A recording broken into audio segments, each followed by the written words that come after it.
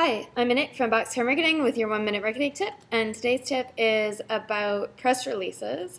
In particular, if you want your press release to get picked up by Google News, there are a number of things that you need to know. In fact, there are 16 crawl errors that the Google News bot often encounters. So I will put in the description of the video the link to see all of those crawl errors, but there are about 5 tips that are important to consider with your news release. So the first is you want your press release to be longer than 80 words. If it's any shorter, then the Google News bot will have trouble indexing it and deciding how that press release should rank or what terms it should rank for. So you need at least 200 words, but at least more than 80.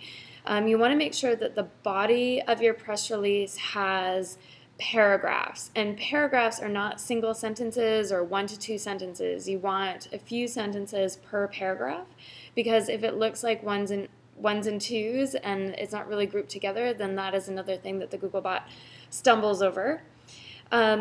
Bulleted lists are a big issue, so there are a couple of things to keep in mind there. One is you don't want a bulleted list to follow a 1 to 2 sentence paragraph. If you need to make a list, then it should follow a paragraph that has at least a few sentences in it. And I recommend not using the bullet character. This seems to create havoc, and then your press release doesn't get pulled into Google News, and of course, why would you not want it there if it could be there? So you want to avoid bullets.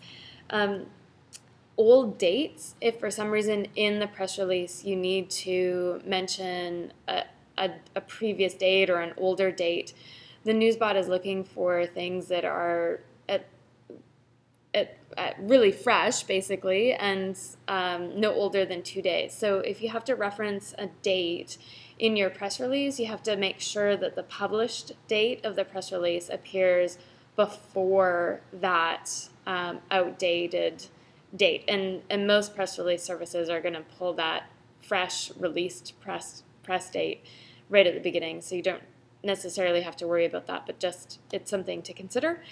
And then the headline is not really presented as a crawl error, but I have found that headlines that are about seven words long seem to be optimized in a better way for the Google News bot.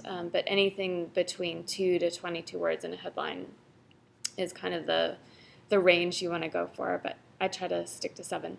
So those are a couple of tips about getting your press release into the Google into Google News. I'm Monique from Boxcar Marketing, and that's your tip. Thanks. Bye.